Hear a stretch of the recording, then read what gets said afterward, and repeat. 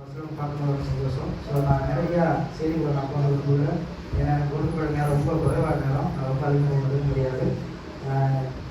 இன்றைக்கான தேவசீனோட தலைப்பு என்ன அப்படின்னா, அவர் applications to world the poor அப்படின்னா, தமிழ் சொல்லும்போது ஏழைகளுக்கான நமது கடமைகள் அல்லது ஏழைகளை நோக்கி நாம் செய்ய வேண்டிய கடமைகள் என்னென்னு சொல்லி நம்ம என்ன பண்ண போகிறோம், இன்னைக்கு நாம் தியானிக்க போகிறோம். ஸோ அப்படி பார்க்கும்போது அப்ளிகேஷன் அப்படின்னு சொல்லும்போது இங்கிலீஷில் நம்ம என்ன சொல்கிறோம்னா, நிறைய மீனிங் அதுக்கு இருக்குது. நம்ம டியூட்டி, நம்ம செய்ய வேண்டிய டியூட்டி என்ன இருக்குது, அப்படி இல்லைன்னா ரெஸ்பான்சிபிலிட்டி, நாம் செய்ய வேண்டிய அந்த பொறுப்பு, இல்லைன்னா அந்த கடமை என்னன்னு சொல்லி என்ன பண்ணுறோம். ஒவ்வொரு முறையும் நம்ம அந்த வார்த்தைக்கான அர்த்தத்தை நான் சொல்கிறேன். சில அப்ளிகேஷன் இருக்காங்க, சில அர்த்தம் சொல்கிறேன். அதுக்கப்புறம் ஹெல்ப், நம்ம உதவி செய்யறது. ஸோ இந்த மாதிரி பல மீனிங் அதுக்கு இருக்குது. ஆனால் இந்த 3 மீனிங் பார்த்தீங்கன்னா ரொம்ப பிரத்யேகமாக ஒரு வித்தியாசமான மாதிரி சொல்லப்படுது. என்னன்னா டியூட்டி, ரெஸ்பான்சிபிலிட்டி, ஹெல்ப். இது நம்ம ரெகுலராக நம்ம செய்வது. அல்லேலூயா, அல்லேலூயா. இது ரெகுலராக நம்ம பண்ணுறோம், செஞ்சுட்டு தான் இருக்கிறோம். குடும்பத்தை செய்யணுமா இல்லையா? நம்ம குடும்பத்துலேயும் தகப்பனுக்கு ஒரு கடமை இருக்கும், தாய்க்கு ஒரு கடமை இருக்கும், பிள்ளைக்கு ஒரு கடமை இருக்கும். இதுதானே ரெஸ்பான்சிபிலிட்டி. நமக்கும் வந்து என்ன பண்ணோம், எல்லாருக்கும் இருக்க செய்யும். ஈவன் சபையில் வந்து போதகராக இருந்தாலும் அவங்களுக்கு என்ன பண்ணோம், ரெஸ்பான்சிபிலிட்டி இருக்கும், ஒரு பொறுப்பு இருக்கும். எல்லாருக்கும் ஒரு பொறுப்பு இருக்கும். பொறுப்பு இல்லாமல் யாருக்கு பண்ணாங்க? வீட்டில் என்ன பண்ணுவோம், பெத்தவங்க சொல்லுவாங்க பொறுப்பு இல்லாமல் சுற்றுறாங்க. அதுதானே அல்லேலூயா, அல்லேலூயா. பொறுப்பு இல்லாமல் என்ன பண்ணுறோம், சுற்றுறோம் அப்படின்னு சொல்லிட்டாலும் சில பேர் சொல்லுவாங்க. ஆனால் எல்லாருக்குமே ஒரு பொறுப்பு இருக்குது. பொறுப்பு இல்லாமல் யாருமே கிடையாது. ஸோ அந்த வகையில் தான் இன்றைக்கு நம்ம தியானிக்க போகிற இந்த வசனம் என்ன அப்படின்னா, அவர் applications to world the poor அப்படின்னு சொல்லும்போது நாம ஏழைகளை நோக்கி செய்ய வேண்டிய கடமை இல்லை பொறுப்பு இல்லை உதவி என்னன்னு சொன்னா இன்னைக்கு தியானிக்கலாம். ஸோ எடுத்து நம்ம வாசிங்க யாக்கோபு நிறுவம் 2ஆம் அதிகாரம் அவருடைய முதல் வசனத்தை வாசிங்க.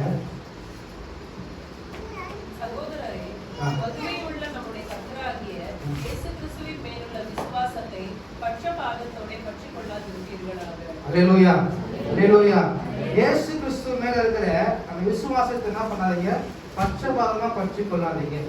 இது எதுக்காக இதை சொல்றாரு அப்படின்னா, புவர் அப்படின்னு சொல்லும் போது இல்லைன்னா நம்ம நீதிமொழியில வாசிச்சோம் தரித்திரர் அப்படின்னு சொல்லப்பட்டிருக்கோம். இந்த ரெண்டுத்துக்கும் ஒரு வித்தியாசம் இருக்குன்னா அப்படின்னா, தரித்திரர் சொல்லும் போது அவங்க வந்து ஒரு பிச்சைக்காரங்களும் கிடையாது.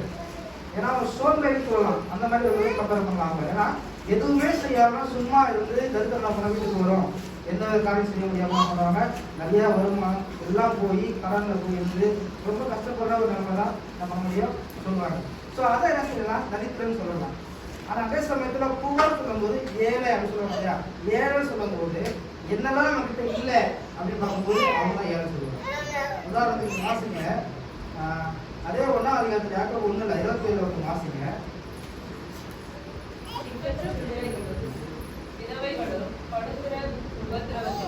அவர்களை விசாரிக்கிறது, உலகத்தால் கரைப்படாதபடிக்கு தன்னை காத்துக் கொள்ளுகிறதுமே பிதாவாகிய தேவனுக்கு முன்பாக மாசில்லாத சுத்தமான பக்தியாய் இருக்கிறது. அல்லேலூயா, அல்லேலூயா. வசனம் சொல்லுகிறது, திக்கற்ற பிள்ளைகளும் விதவைகளும் படுகிற உபத்திரவத்திலே அவர் விசாரிக்கிறதும் உலகத்தால் கரைப்படாதபடிக்கு தன்னை காத்துக் கொள்வதுமே பிதாவாகிய தேவனுக்கு முன்பாக மாசில்லாத சுத்தமான பக்தியா நம்மளது இருக்குது. அல்லேலூயா, அல்லேலூயா.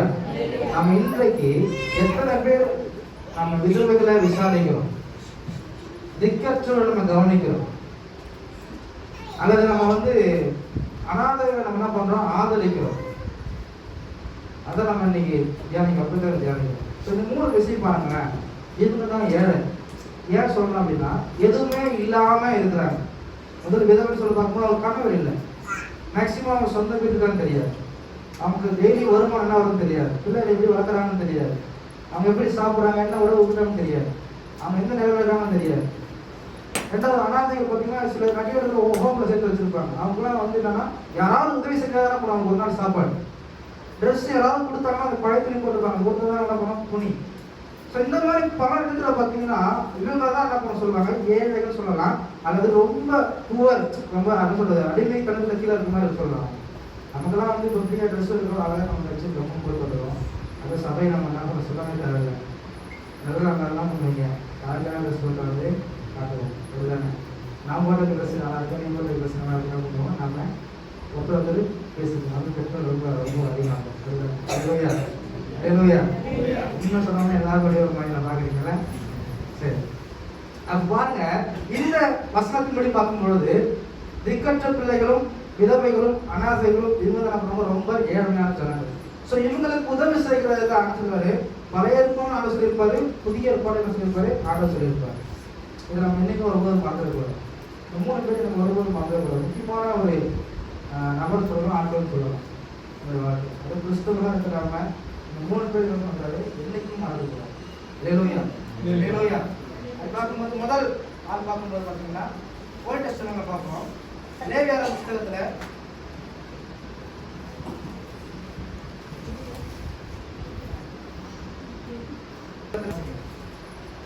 நீங்கள் தேசத்தின் பயிரை அறுக்கும்போது உன் வயலின் ஓரத்தில் இருக்கிறதை தீர அறுக்காமலும் சிந்தி கிடக்கிற கதிர்களை பொறுக்காமலும் உன் திராட்சை தோட்டத்திலே பின் அறுப்பை அறுக்காமலும் அதிலே சிந்தி கிடக்கிற பழங்களை பொறுக்காமலும் அவைகளை எளியவனுக்கும் பரதேசிக்கும் விட்டு விடுவாயாக.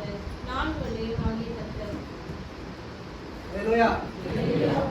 வசனம் சொல்றது தெளிவா என்ன சொல்றது இதுல பார்க்கும்போது, நீங்கள் என்ன செய்யணும், அறுக்கிற அந்த அறுப்பில் என்ன பண்ணணும், யாருக்கு விட்டுணுமா, இன்னொரு வாசிங்க, யாருக்கு விடணும், பயிரை அறுக்கும்போது பரதேசிகளுக்கும் பரதேசிகளுக்கும். ஆமா, இங்க இந்த காலத்துல நம்ம அதை எடுத்துக்கிறோம் அப்படின்னா யாராவது கொஞ்சம் பொருள் விடுறாங்கம்மா, நீங்களே சொல்லுங்க, கொஞ்சம் பொருள் தான் விடுவோமா. ஏதாவது நம்ம ஃபங்க்ஷனுக்கு போகிறோம், ஏதோ ஒரு ஃப்ரீயாக கொடுக்குறாங்க, விடுவோமா? இல்லை அவங்க ஏழை இருக்கிறாங்க, வெளியே இருக்கிறாங்க, அவங்களுக்கு கொடுத்துட்டு போகிறோம் அப்படின்னு இருக்குமா? இது ப்ராக்டிக்கலாக நாங்கள் இப்போ நம்ம வாழ்க்கை நடக்கிறதில்ல சொல்லிடுறாங்க. நான் எதுவும் வந்து மாற்றி சொல்லுறேன். ஈவன் நான் வந்து நாங்களும் செய்வேன். இப்போ நமக்கு என்னன்னா, நமக்கு போகும்போது ஒருத்தவங்க பார்க்கும்போது ஓகே ஃப்ரீயாக கொடுக்குறாங்க, நம்மளால் நம்ம அதை விட்டு போகக்கூடாது. எனக்கு ஒன்று, எங்கள் வீட்டுக்கு ஒன்று, எங்கள் அம்மாவுக்கு ஒன்று, எங்கள் தம்பிக்கு என்ன பண்ணணும், அப்படி மாற்றி மாற்றி நம்ம எடுத்து வச்சுட்டு போகிறவங்க இருக்கிறோம். அப்படி தானே நிறைய பேர் பார்த்துருப்பீங்க. இந்த ஃப்ரெண்டு வந்தப்போ நம்ம உதவி பண்ணப்போ எல்லாரும் வந்தாங்க. என்ன சொன்னாங்க தெரியுமா, வந்து அப்போ நானும் காலத்து கிளாஸ் வச்சு போகிறேன். எங்கள் பொண்ணு இங்கே இல்லை, நான் ஊரில் இருக்கிறாங்க, அவங்களுக்கு என்ன பண்ணுங்க, ஒரு கவர் கொடுங்க. அல்லேலூயா, அல்லேலூயா. இதை ஏன் சொல்கிறேன் அப்படின்னா, அவங்களுக்கு இலவசமாக என்ன பண்ண சொல்கிறாங்க, கொடுக்க சொல்கிறாங்க. ஆனால் பழைய ஏற்பாட்டு காலத்தில் பாருங்க, தேவனே சொல்கிறாரு, என்ன சொல்கிறாருன்னா, நீங்கள் இது யாருக்கு கொடுக்கணும், பரதேசிகளுக்கும் எளியவனுக்கும், அதான் ஏழையாக இருக்கிறவனுக்கும், இல்லை விதவைகளுக்கும் அனாதைகளுக்கும் என்ன பண்ணுவீங்க, அதை விட்டுட்டு போயிடணும். ஒரு அரிக்கட்டு நீங்கள் அறுத்து அது வயலில் இருந்துச்சு அப்படின்னா என்ன பண்ணுங்க, கொடுத்துட்டு போயிடுங்க. அது திரும்ப வந்து என்ன பண்ணுங்க, எடுத்துகிட்டு போகாதீங்க. ஆனால் இன்னைக்கு நாங்கள் எப்படி இருக்கோம் தெரியுமா, ஒரு பருக்கிறதுனால பண்ண மாட்டோம், விட்டுட்டு போக மாட்டோம். அல்லேலூயா, அல்லேலூயா. ஸோ நம்ம நிலைமை என்ன பண்ணணும்னா அந்த அளவுக்கு மாறி போச்சு. ஏன்னா நம்ம என்ன பண்ணணும், வரணும், நம்மளை மேலே வரணும் எதிர்பார்த்து வரலாம். ஆனால் அந்த வேலை கிடையாது. ஏன் நம்ம தர்மம் பண்ணுறது இல்லை, ஏன் நானும் நம்ம கொடுக்குறது இல்லை அப்படின்னா இதுதான் ஒரு காரணம். நீங்கள் அடுத்து பாருங்க, அதே வசனத்துல 10வது வாசிங்க. இந்த லேவியர் புத்தகம் 10வது வாசிங்க. திராட்சை தோட்டத்திலே பின் அறுப்பை அறுக்காமலும் அதிலே சிந்தி கிடக்கிற பழங்களை பொறுக்காமலும் அவைகளை எளியவனுக்கும் பரதேசிக்கும் விட்டு விடுவாயாக. நான் உங்கள் தேவனாகிய கர்த்தர். நான் உங்கள் தேவனாகிய கர்த்தர் சொல்லுவார். தேவன் நானே சொல்றேன், நீங்க என்ன செய்யுங்க, அதை விட்டுருங்க. ஏன்னா இன்னொரு வசனம் சொல்லுவாரு, வாசிங்க. ஜீவ்ஜானமி, அதாவது உபாகம் புஸ்தகத்துல 24ஆம் அதிகாரம் 19-22 வாசிங்க. நீ உன் பயிரை அறுக்கையில் உன் வயலிலே ஒரு அரிக்கட்டை மறதியாய் வைத்து வந்தாயானால் அதை எடுத்து வரும்படி திரும்பி போக வேண்டாம். உன் தேவனாகிய கர்த்தர் உன் கை பிரயாசத்தை எல்லாம் உன்னை ஆசீர்வதிக்கும்படி அதை பரதேசிக்கும் திக்கற்ற பிள்ளைகளுக்கும் விதவைக்கும் விட்டு விடுவாயாக. இதுலயும் என்ன சொல்றதுன்னா அதே தான் சொல்லுது. நீங்க பரதேசிக்கும் விதவைக்கும் திக்கற்ற பிள்ளைகள் என்ன சொல்றீங்க, நீங்க விட்டுறணும். ஆனா அதே ஏன் விடணும்னு சொல்லி கேட்கும்போது பாத்தீங்கன்னா எனக்கு ஒரு யோசனை, அது ஏன் விடணும். அது மேலே ஒரு வசனம் சொல்லப்பட்டிருக்கிறது, வாசிங்க. 21-22 வாசிங்க. திராட்சை பழங்களை அறுத்த பின்பு மறுபடியும் அதை அறுக்க திரும்பி போக வேண்டாம். அதை பரதேசிக்கும் திக்கற்ற பிள்ளைகளுக்கும் விதவைக்கும் விட்டு விடுவாயாக. நீ எகிப்திலே அடிமையாய் இருந்ததை நினைப்பாயாக. ஆகையால் இப்படி செய்யும்படி நான் உனக்கு கட்டளையிடுகிறேன். லிசன் கேர்ஃபுல்லி, கவனமா கேளுங்க. 22 வசனத்துல நீ எகிப்திலே அடிமையா இருந்ததை நினைப்பாயாக. அல்லேலூயா, அல்லேலூயா. நாம எந்த நிலைமையில இருந்தோம் அப்படிங்கறத நினைச்சு பார்த்து என்ன செய்யணும், அவங்களுக்கு உதவி செய்யணும். இன்னைக்கு நம்ம மேலே வந்துட்டோம், நல்ல துணி கொடுத்துருவோம், நல்ல சாப்பாடு சாப்பிடுவோம், நல்ல கட்டத்து வீடு இருக்கிறாரு. இன்னும் நிறைய பேர் நம்ம வந்து வாடகை தான் வாடகை கொடுத்து இருக்கிறோம் இதுன்னு சொல்லுவோம். ஆனால் நம்ம என்ன பண்ணுறோம், நம்ம நிம்மதியாக இருக்கிறோம் ஓரளவுக்கு.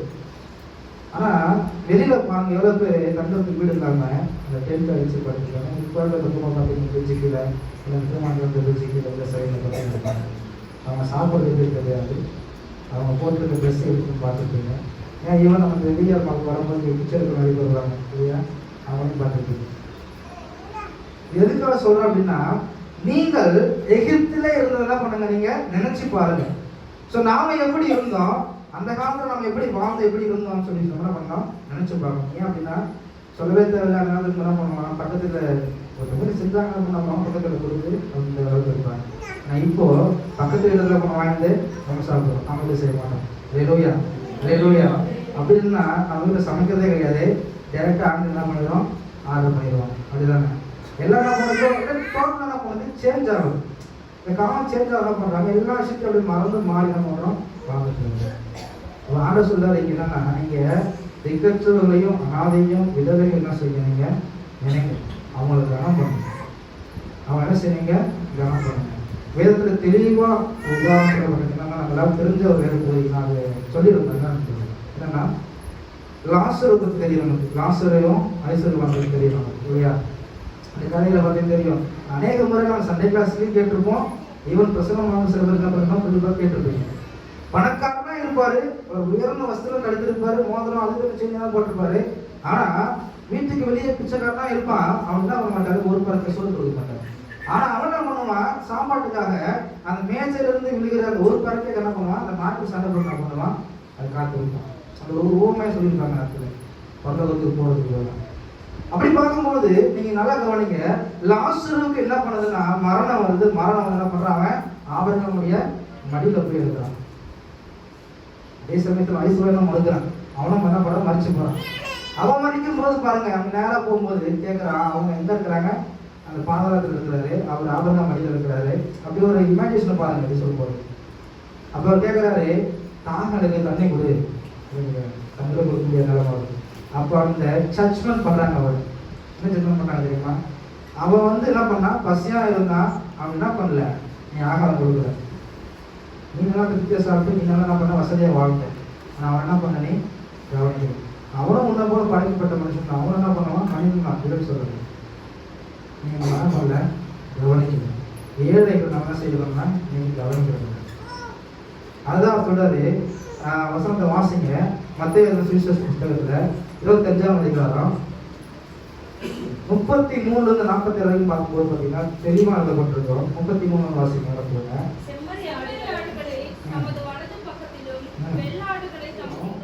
ஆண்டவர் பரலோகத்தில் செய்கிற ஒரு காலை சொல்றாரு, செம்மனாடுகள் ரெண்டாக பிரிக்கிறாரு, பெரிய பிரச்சனை பண்றாரு, நீங்க வாங்க என்ன பண்ணுங்க போதனை பார்த்து இருன்னு சொல்லி கூப்பிடுறாரு. ஏன் அவங்க கூப்பிடுறாரு சொல்லி பார்க்கும்போது யோசிக்கிறாங்க. கீழே வாசிக்கும் போது 37 நீதிமான்கள் பிரதித்துமாக, ஆண்டவரே நாங்கள் எப்போதும் பசி வராத கண்டு நமக்கு போதனை கொடுத்தோம், எப்போது தாகமுள்ளவராக கண்டு உங்களுடைய தாகத்தை நாங்கள் தீர்த்தோம். ஆண்டவருக்கு நீங்க யாராவது கொடுத்துருக்கீங்களா? அப்படின்னு இல்லை தானே, அவன் யாராவது ஆண்டவர் கொடுத்துருக்காரு, சாப்பிட்டுருக்காரு கொடுத்து அதே விக்கிரகத்தை குறைக்க சொல்லுவாங்க, இந்த சாமி சாப்பிடுவாங்க சாப்பிடுறாங்க, அதெல்லாம் கிடையாது. இங்க நல்லா கவனிச்சா தெரியும், தேவன் சொல்றாரு, நீங்க எனக்கு கொடுத்தீங்க, நான் சாப்பிட்டேன், தாகமான தண்ணி கொடுத்து நான் குடிச்சேன்னு சொல்றாரு. அப்படி சொல்லும் போது பாத்தீங்கன்னா, நீங்க யாருக்கு ஒரு இல்லாம இருந்து நீங்க செய்றீங்களோ அது யாருக்கு செஞ்ச மாதிரி, தேவனுக்கே நீங்க செஞ்ச மாதிரி. அல்லேலூயா அல்லேலூயா அல்லேலூயா.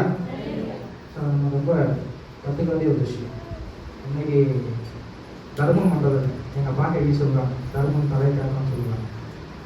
இன்னைக்கு சொல்றாங்க பார்த்தீங்கன்னா, தர்மம் ஆகணுமா சொல்லி கேள்விப்பட்டிருக்கேன். தலையில் இருக்கிற முடிவோட என்ன பண்ணாது, உங்களை காப்பாற்றாது. தர்மம் தலைக்காரணும் அப்படின்னு சொல்லுவாங்க. நம்ம கொடுக்கறது செய்யறது. ஆனால் இன்னைக்கு கொடுக்கறதுக்கு நம்ம என்ன பண்ண யோசிக்கிறோம், ஏன் அவங்ககிட்ட இருக்குதோ இல்லையோ நமக்கு தெரியாது, அதை வச்சுக்க போனோன்னு தெரியும். கொடுக்கும்போது நீங்க முழு மனதோடு கொடுத்தீங்கன்னா உங்களோட தேவனாலே ஆசீர்வதிப்பாங்க. அல்லேலூயா. அதுதான் நம்ம யாக்கோபு 3 வாசிச்சோம், தேவனை பட்சபாதமாய் பற்றாது இருப்பீர்களாக. நீங்க கொடுக்கறத விசுவாசத்தோடு நீங்க கொடுத்தீங்க அப்படின்னா செய்யறதுக்கான பிரதிபலன் நிச்சயமா கிடைக்கும். வசனத்தை வாசிச்சோம் பார்த்தீங்களா, நான் பசியா இருக்கும், நீங்க கொடுத்தீங்க, நான் என்ன பண்ணுங்க, வாங்க என் கூட வாங்க, என் கூட பஞ்சிருங்க, அப்படின்னு சொல்லி. இன்னைக்கு நம்ம கொடுக்கறது தயங்கணும் அப்படின்னா, நம்ம செய்யறது தயங்கணும் அப்படின்னா நம்ம போய் என்ன பண்ண முடியாது, ஒன்றுமே பண்ண முடியாது. கீழே அதுக்கு அடுத்தது நீங்கள் வீட்டில் போய் இந்த அதிகாரத்தை வாசிங்க. மத்திய 25:33 42 வீட்டில் வாசிச்சு பாருங்க. அப்போ உங்களுக்கு புரியும் கொடுத்ததை என்ன கொடுத்துருக்காங்க, என்ன கொடுக்கல அப்படின்னு பழக்கம் சொல்லப்பட்டிருக்கோம். அடுத்தது இன்னொரு விஷயம் பார்த்தீங்கன்னா, அதே மாதிரி இன்னொரு உண்மை சொல்றதுன்னா, லூக்கா சுவிசேஷத்துல 14ஆம் அதிகாரத்துக்கு பார்க்கும்போது அங்கேயும் 12-15 சொல்ற ஒரு விஷயம் என்னன்னா, விருந்துக்கு அழைக்கிற ஒரு உண்மை சொல்லப்பட்டிருக்கு. ஒருத்தவங்க ஒரு குணங்களோட காரணத்தை சொல்லுவாங்க, விருந்துக்கு அழைக்கப்பட்டாங்க. இன்னைக்கு நாமும் அப்படிதான் இருக்கிறோம், விருந்துக்கு அழைக்கப்படுறோம். எனக்கு திருமணம் கழுவுறேன், திருமணம் வைக்கிறேன், அப்போ நான் விருந்துக்கு எல்லாரும் அழைப்பேன், கூப்பிடுவேன். கூப்பிடும்போது நான் ஏழைகளை கூப்பிடுவேன்னா சொல்லுங்க, எனக்கு ஆண்டு பேசுவாங்க, நான் இல்லைன்னு சொல்லுவேன். இந்த 7 வார்த்தை இருபுறமும் கருத்துக்களை பார்த்தீங்களா, எனக்கும் பேசும் உங்களுக்கு பேசும். ஸோ நான் போய் ஏழைகளை கூப்பிடுவேன், திருவிழா பேச நம்ம செய்வேன். யோசிங்க, தேவன் என்ன சொல்றாரு அப்படின்னா, நான் ஒருத்தவங்க கூப்பிட்டேன், என்ன பண்ணல, அவங்க எனக்கு சரியா ரெஸ்பான்ஸ் கொடுக்கல. நான் அவங்க அழைப்பு கொடுத்தேன், எப்பா நீங்க வாங்க என் பந்தியில் விடுங்க, என் பந்தியில் இருக்கிறதுக்கு என்ன செய்யுங்க, நீங்க உதவி செய்யுங்க, அவங்க என்ன பண்ணுங்க, கனம் கொடுத்துங்க, அவங்க கவனிங்க, அவங்க என்ன பண்ணுங்க, ஆதரிங்க. அதுதான் நீங்க செய்ய வேண்டிய காரியம். அதுதான் நான் உங்களை கூப்பிடுறேன், நீங்க என்ன செய்யல சொல்லி சொல்றாரு. அப்ப சொல்லும் போது கீழே அந்த வசனத்தை பார்த்தீங்க தெரியும். ஒருத்தர் சொல்றாரு, நான் இப்பதான் மாடு வாங்கினேன், என்ன பண்றேன், மாடு வைத்து போகணும். நான் இப்பதான் கல்யாணம் பண்ணேன், கல்யாணம் பண்ண போறேன், அந்த வேலையை நான் பார்க்கணும். ஒவ்வொருத்தவங்க ஒரு வீடு கட்டினேன், நான் அந்த வீடு கட்டின வேலையை பார்க்கணும். ஒவ்வொருத்தவங்க ஒரு கருத்து சொல்லி என்ன பண்றாங்க, அப்படியே நழுவி போறாங்க. உடனே நிஜமா நம்மளுக்கு கோவம் வந்துச்சு. என்ன சொல்றது தெரியுமா, தெருவுக்கு போ, பிச்சைக்காரன் இருப்பான், கண்ணு தெரியாதவன் இருப்பான், நடக்க முடியாதவன் இருப்பான், யாரெல்லாம் ஏழையா இருக்கிறோம் எல்லாரையும் கூப்பிடுவான் பந்திக்கு. அல்லேலூயா, அல்லேலூயா. யாரெல்லாம் ஏழையா இருக்கிறோம், யாரெல்லாம் கஷ்டப்படுறோம், எவரெல்லாம் ரொம்ப இதுவா இருக்கிறோம், அது அழுக்கா கந்தையா இருக்கிறோம், எல்லாரும் கூப்பிடுவான். அவனுக்கு எப்படிப்பட்ட போதும் கிடைச்சது, ராஜபந்தி போதும் கிடைச்சது. அல்லேலூயா, அல்லேலூயா. அது எதை குறிக்குது அப்படின்னா, நாம அசட்டப்பட்டதை குறிக்குது. நாம ஒரு பந்திக்கு ஆண்டவர் நம்ம அழைத்திருக்கிறாருன்னா, அந்த பந்திக்கு நம்ம போக முடியாம நம்ம செய்யறோம், அசட்டப்படுறோம். எப்படி அசட்டப்படுறீங்களா, தேவன் சொல்லியிருக்கிறாரு, நீங்க என்ன செய்யுங்க, அந்த சிறியரில் ஒருவருக்கு நீங்க எதை செய்தாலும் பண்ணுங்க, அது எனக்கே நீங்க என்ன பண்ணுங்க, செஞ்சிருக்கீங்க. அதான் ஆண்டவர் சொல்லியிருக்கிறாரு. அந்த சிறியவர்களுக்கு நீங்க ஒருத்தர் செய்யல அப்படின்னா என்ன செய்யுங்க, அதை அப்படியே அசட்டப்படுறீங்க. இந்த வசனத்தபடி மத்திய 10 வசனத்தபடி என்ன பண்ணுறது, நீங்க செஞ்சிருந்தீங்க அப்படின்னா அதுதான் அவர் உங்களுக்கு பிரதிபலனா அந்த பார்க்கறது கிடையாது. அதான் தேவன் சொல்லியிருக்கிறாரு. வார்த்தை 2ஆம் அதிகாரம் நீங்க தேவனை பட்சபாதம் என்ன பண்ணுறாரு, பற்றாதிருக்கிறாங்க. விசுவாசத்தோடு கொடுங்க, விசுவாசத்தோடு ஆதரிங்க, நம்பிக்கையோடு செய்யுங்க. எந்த உதவி செஞ்சாலும் அது உங்களோட கடமை. அது யாரோட கடமை, நம்முடைய கடமை. நீங்க இந்த வார்த்தை சொல்லுங்க, நீதிமன்ற புஸ்தகத்துல ஏதாவது திருத்த வசனம், ரொம்ப ஃபேமஸான வசனம் 19-17 நீதிமொழிகள்ல.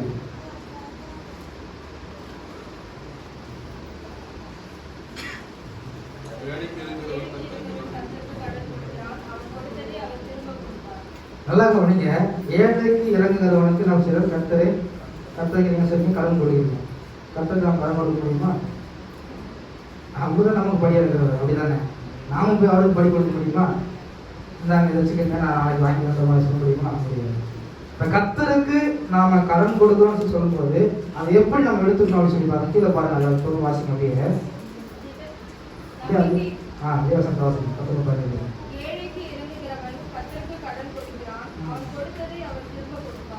இதை எப்படி நாம பார்க்கணும் போய் பார்க்கணும்னா, நீங்க ஆபிரகாமுடைய வாழ்க்கை நம்ம பார்க்கலாம்.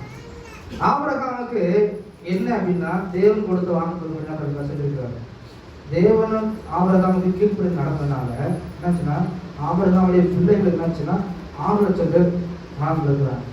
அவங்க எல்லாருக்கும் திருப்தியான ஆகாரம் கிடைக்கும், திருப்தியாக தண்ணி கிடைச்சு, தங்குவதற்கு இடம் எல்லாம் கிடைச்சது, பாதுகாப்பு கிடைச்சது, யாருக்கும் எதுவும் கிடைக்காம போயிடும். ஏன் நான் சொல்றேன் அப்படின்னா, ஆபிரகாம் தேவன் என்ன செஞ்சாரு, உதவி பண்ணாரு. எப்படி உதவி பண்ணாரு, தூதர்கள்லாம் அவங்க வீட்டுக்கு வந்தாங்க சாப்பிட்றதுக்கு. அவங்க தூதர்கள் பெரிய வேலை பண்ணாரு, ஏதோ வழிபோக்கு நினைச்சுன்னா உதவி செஞ்சாரு. அல்லேலூயா, இருக்கீங்களா? ஏதோ வழிபோக்கு நினைச்சுன்னா செஞ்சாரு, உதவி பண்ணாரு. அவங்க சாப்பிட்றதுக்கு வச்சு சாப்பிட கொடுத்து அனுப்புனாரு. அது ரெட்டிப்பா நம்ம நினைச்சு திரும்ப வந்துச்சு. அவங்க எல்லாம் ஆபிரகாம் சந்ததி. அவங்க எல்லாரும் என்ன ஆச்சுன்னா அது திரும்ப செஞ்சாரு, செஞ்சு காட்டினாங்க. அவங்க வந்தவங்க வழிபாக்கணும், அவங்களுக்கு தெரியல, அது தூதர்கள் தான் அவங்களுக்கு தெரியல, ஆனால் செஞ்சார். ஹல்லேலூயா. அவங்களுடைய யாரும் தெரியாது. திடீர்னு நம்ம வீட்டுக்குள்ள என்ன பண்ணலாம், அந்த மாதிரி ஒரு ஆள் வரலாம், சொல்ல முடியாது இல்லையா? இன்னும் ஒரு பிச்சைக்கார வீடத்தில் யாராவது வந்து ஒரு சர்ப்ரைஸ் கொடுக்குற இந்த காலத்தில் பார்த்துருக்கோம் இல்லையா? பணக்காரனாக இருப்பாங்க, நிறைய இந்த யூடியூப்ஸ் வீடியோஸ் இல்லைன்னா வந்து ஷார்ட் வீடியோஸ் பார்க்கும்போது ஒரு கேவலமாக ட்ரெஸ் பண்ண வீட்டுக்கு வந்து எடுத்து வைப்பாங்க. செய்கிறாங்களா இல்லையா அப்படின்ற மாதிரி செக் பண்ணுவாங்க. செய்யும் போது அப்புறம் அவங்க செஞ்ச உடனே அவங்களுக்கு கேஷ் எடுத்து கொடுப்பாங்க. ஒருத்தர் வந்து மனசு ரொம்ப செய்வாங்க, சில பேர் என்ன பண்ணுவாங்க, எடுத்து விட்டுருவாங்க. எதுக்கு நான் அதுக்கு சொல்கிறேன் அப்படின்னா, தேவன் வரும்போது அப்படின்னு வருவார். ஆபிரகாம் வீட்டுக்கு வந்தார், வரும்போது ஒரு வழிபோக்கம் போல தான் வந்தார், பரதேசி போல தான் வந்தார். பரதேசி போல வந்தவருக்கு என்ன பண்ணார், உதவி செஞ்சார், சாப்பாடு ஆகாரம் கொடுத்தார், தங்க வச்சார், எல்லாம் செஞ்சார். திரும்பவும் அதை ரெட்டிப்பான செஞ்சார். ஹல்லேலூயா, ஹல்லேலூயா, ஹல்லேலூயா. அப்போ தேவன் என்ன செய்வாங்க, மறக்க மாட்டார் ஒருபோது. நம்ம என்ன செய்யறோமோ அதை அங்கே வச்சிருப்பேன். ரெண்டாவது, நீங்க அதே யாக்கோபு புத்தகத்தை வாசிங்க. யாக்கோபு 2:15-16 வாசிங்க. ஒரு சகோதரனாவது சகோதரியாவது வஸ்திரம் இல்லாமலும் ஆகாரம் இல்லாமலும் இருக்கும்போது, ஹல்லேலூயா, ஹல்லேலூயா. உன்னிடத்தில் அன்பு கூறுவது போல பின்னிடத்தில் அன்பு கூறுகிறதுன்னா ராஜரீக பிரமாணம் என்று சொல்றாரு யாக்கோபு. ராஜா ஒரு கட்டளை பண்ணா செய்யாது, அதை நான் செஞ்சே அந்த வழியில். அதே போல தேவன் சொல்லிட்டு செஞ்சுதான் ஆகணும். ஸோ உன்னிடத்துல அன்பு கூறுவது போல் மட்டும் அன்பு கூறு சொல்றாரு. ஒரே வசனம் அதுதான். அந்த வசனத்தை பார்த்தீங்கன்னா சொல்றாரு அவரு, நீங்க இது என்னது, ராஜரீகமான பிரமாணம். பிரமாணம் சொல்றது கீழே வசனம் தெரியும். 12 வாசிங்க.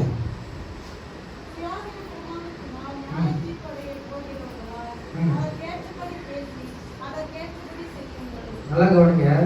நம்ம சுயாதீனம் அந்த பிரமாணத்தை நம்ம என்ன பண்ணோம், பின்பற்றிட்டு நமக்கு ஃப்ரீடம் இருக்குது.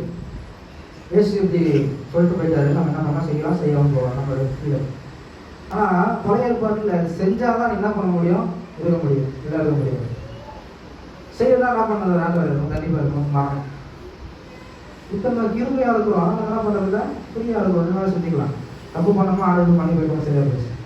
அப்போ தான் பலி செலுத்தி ஆகணும், அப்போ தான் அந்த பாவம் போகலாம், போகாது. அது தெளிவாக சொல்லியிருக்காரு. நம்ம சுய அந்த பிரமாணத்தை நம்ம என்ன பண்ணுறோம், நம்ம ஃபாலோ பண்ணுறாங்க. நம்ம தீர்ப்படைகிறது எப்படி தீர்ப்படைவோம், நம்ம செய்கிற அந்த செயல்முறை என்ன செய்வோம், நம்ம தீர்ப்படைவோம். ஹல்லேலூயா, ஹல்லேலூயா. நீங்கள் எப்படி ஒருத்தவங்க செய்கிறீங்களோ, எப்படி நீங்கள் ஒருத்தவங்க ட்ரீட் பண்ணுறீங்களோ, அதே நம்மளை உங்களுக்கு திருமணம் பண்ணோம் கிடைக்கும். வசனம் சொல்றது, நீங்கள் எந்த அளவுக்கு அளந்து கொடுக்குறீங்களோ அந்த அளவுக்கு நம்ம திரும்ப உங்களுக்கு அளந்து கொடுக்க போகிறோம் சொன்னாங்க.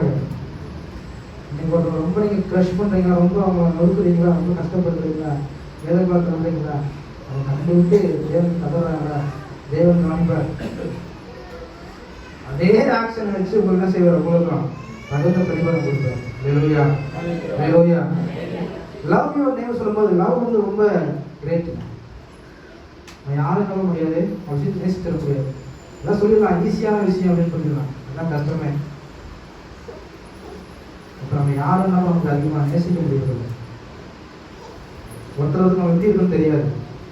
வெளித்தோட்டத்தை என்ன பண்ண நடிக்கலாம், எனக்கு இவங்க பிடிக்கும், அவன் பேசுகிற நல்லா பழக்கம், நான் நடிக்கலாம். உள்ளுக்குள்ள இருக்கும், போனா இவ்வளோ உள்ளுக்குள்ள இருக்கும். ஹல்லேலூயா, ஹல்லேலூயா. நல்லா கவனிங்க. போகிறோம் 1 Corinthians 13 சொல்லுங்க. நல்லா வாசிங்க. 1 Corinthians 13 வாசிங்க.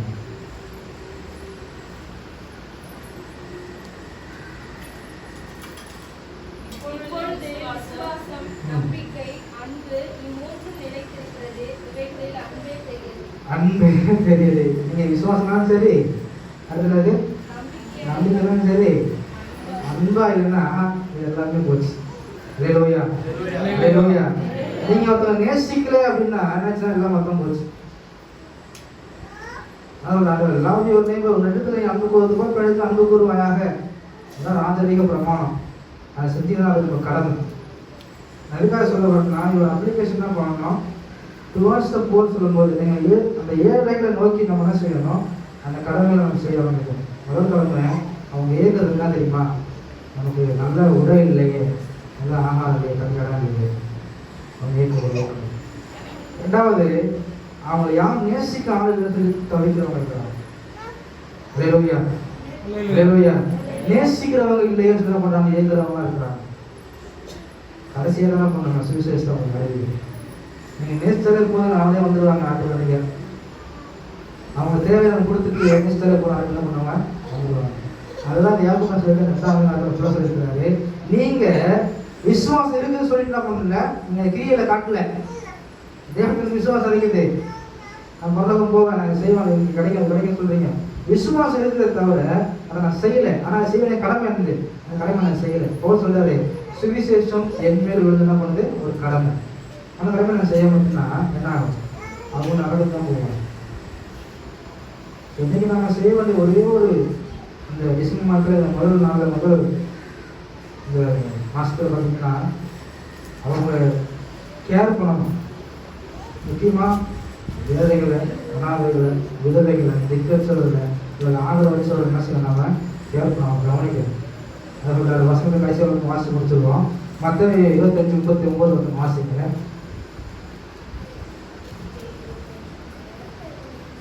மற்ற 25-39.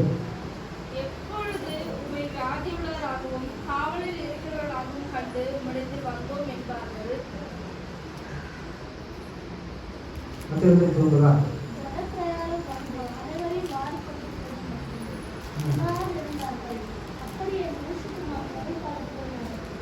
ஹல்லேலூயா. ரொம்ப முக்கியமான ஒரு வசனம், நல்லா கவனிங்க. நோவா காலத்தில் நடந்த ஒரு விஷயம். நோவா காலத்துக்கு கீழே வசனம் தெரியும், 38 பார்த்தீங்கன்னா நோவாவின் காலத்துக்கு எப்படி நடந்ததோ அப்படி மனுஷகுமாரனுக்கு நடக்கும். என்ன நடக்கும் அப்படின்னா, எப்படி ஜலப்பிரயாணத்துக்கு முன்னான காலத்திலே நோவா பேழைக்குள் பிரவேசிக்கும் நாள் வரைக்கும் ஜனங்கள் புசித்தும் குடித்தும் பெண் கொடுத்தும் பெண் கொண்டு நம்ம வாழ்ந்தாங்க. நீங்க உங்க விருப்பத்துக்கு நீங்க இப்போ வாழலாம். ஆனால் நோவா சொன்னாரு, எப்போ நீங்கள் செய்கிற தப்பு என்ன செய்யுங்க, ஆண்டவர் அழிக்க போகிறாங்க, நீங்கள் செய்யுங்க, கப்பலுக்குள்ள வந்துருங்க கூப்பிட்டாரு. எவ்வளோ பிரச்சனை பண்ணாரு, கேட்கல தராங்க. இந்த காலம் விட்டு போயிட்டாங்க. அதான் 39 சொல்றது, ஜலப்பிரளயம் வந்து அனைவரையும் வாடிக்கொண்டு போக மட்டும் உணராது இருந்தார்கள். அந்த மழை வந்து அந்த வெள்ளம் வந்து அடிச்சுட்டு போய் அவங்க காலி பண்ணிட்டு போகிற வழிக்கு என்ன செஞ்சாங்க? உணரல. நீ அவங்கள பார்த்து என்னையும் பார்த்து சொல்கிற, நம்மளை பார்த்து சொல்கிற விஷயம் என்னன்னா, நாம இன்னைக்கு உணராமல் இருக்கக்கூடாது. அந்த ஜனங்களுக்கு, அந்த ஏழைகளுக்கு, அவங்க விதவிகளுக்கு, அனாதைகளுக்கு யார் உதவி செய்வாங்க? நாம தான் உதவி செய்வோம். ஏன்னா கிறிஸ்தவனாக இருக்குன்னு சொல்லும்போது கிறிஸ்துவனுடைய அன்பை நம்ம செய்யறவங்களுக்கு வெளிப்படுத்தலாங்க. ஹல்லேலூயா, ஹல்லேலூயா. நாம் மட்டும் நல்லா இருந்தால் போதும்னு நினைக்கிற கிறிஸ்தவம் கிடையாது. நாம் மட்டும் நல்லா இருந்தால் போதும் நினைக்கிற கிறிஸ்தவம் கிடையாது. எல்லாருக்கும் சுவிசேஷமும் போய் சேரணும். அதே சமயத்தில் நம்மளால முடிஞ்ச உதவி அவங்க கொடுக்கணும், சொல்லணும், அவங்கள ஆதரிக்கணும். ஹல்லேலூயா, ஹல்லேலூயா. என்ன சொல்லப்படுகிறது? நீங்கள் எது வரைக்கும் உணராமல் இருப்பீர்கள்? ஜலப்பிரவாயம் வந்து நம்ம உங்களை வாணிக்குள்ள போக மட்டும் சொல்லுங்க, உணராமல் இருக்காதுங்க, உணருங்கள். இன்னைக்கு உதவி செய்யணும்னு சொல்லிட்டு ஒரு முடிவு தீர்மானம் வச்சுக்கோங்க. அட்லீஸ்ட் முடிஞ்ச உதவி இந்த நாளில் நீங்கள் தீர்மானம் இருக்கணும். எப்பவுமே ஒரு பர்த்டே வரும், இல்லை மேரேஜ் வெட்டிங் அனுசரி வரும், ஏதாவது ஒன்று வரும். இந்த சமயத்தில் நீங்கள் முடியாதவர்களுக்கு உதவி செய்யணும். முடியாதவர்களுக்கு போய் விசாரிக்க, கவனிங்க. அல்லது இந்த ஆசிரமம் போனீங்கன்னா அவங்க கூப்பிட்டு கொடுங்க, சாப்பாடு கொடுங்க, செய்யும். ஸோ அந்த மாதிரி ஜனங்களை அவங்க ஆதரிக்கும், அவங்கள கவனிங்க, அவங்க கேர் பண்ணாங்க. இன்னும் சொந்த மனதில் அவங்க விதவைகளுக்கு அவங்கள கேர் பண்ணாங்க. இதுதான் செய்ய வேண்டிய ஒரு காரணம். இன்னைக்கு ஆண்டவர் சொல்கிற அந்த வார்த்தைகள் இன்னைக்கு என்ன செய்யணும்? நம்முடைய ஆப்ளிகேஷனுடைய கடமை என்ன அப்படின்னா, நம்ம டியூட்டி என்ன அப்படின்னா, நம்ம ரெஸ்பான்சிபிலிட்டி அளவு நம்முடைய ஹெல்ப் உதவி செய்யணும் அப்படின்னா, ஏழைகளை நீங்கள் பராமரிக்கணும், ஏழைகளை நீங்கள் ஆதரிக்கணும், ஏழைகள் என்ன செய்யணும்னா கவனிக்கணும். அதை மனதில் வச்சுக்கணும். எப்பொழுதும் மனதில் நீங்கள் செஞ்சீங்க அப்படின்னா அது தேவன் திரும்ப தருவார். நல்லா மனசு வச்சுக்கீங்க, தேவன் திரும்ப தருவார். விசுவாசத்துடன் கொடுங்க, செய்யுங்க. ஆண்டவர் அதுக்கான பிரிவான கொடுப்பார். ஹல்லேலூயா, ஹல்லேலூயா. நம்ம சொல்லிக்கிறோம்.